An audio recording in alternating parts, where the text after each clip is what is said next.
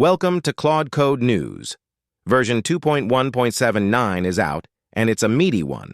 A new console authentication flag, critical subprocess hang fixes that unblock CI pipelines, an 18-megabyte memory saving at startup, and a brand new VSCode feature that lets you hand off your session to a browser or your phone. First up, a small but important quality-of-life addition for teams using Anthropic's API billing through the console.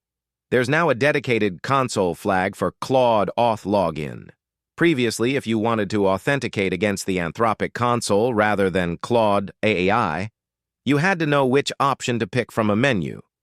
Now you can pass the flag directly, making it much easier to script or document your team's onboarding flow. This one's a big deal for anyone running Claude Code inside automation pipelines.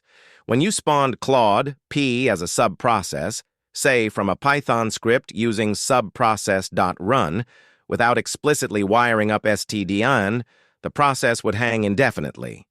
Same story with Ctrl+C. It just didn't work in print mode. Both of these are now fixed.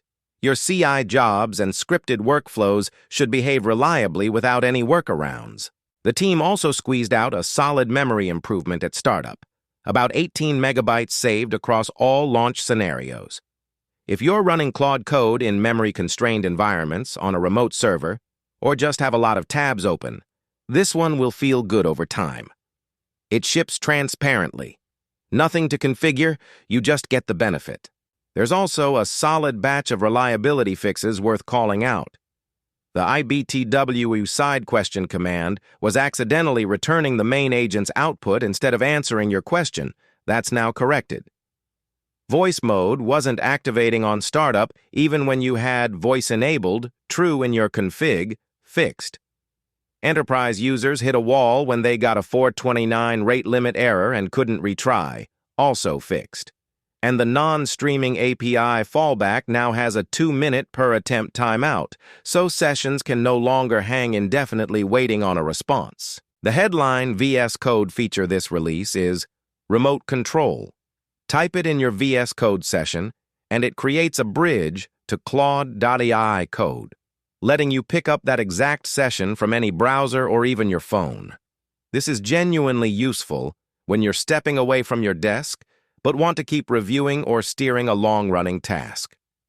On top of that, session tabs now get AI-generated titles based on your first message, so your session list is actually readable instead of a wall of timestamps. That's everything worth highlighting in Claude Code 2.179, subprocess fixes for CI pipelines, console auth, a nice memory saving, and remote control for VSCode.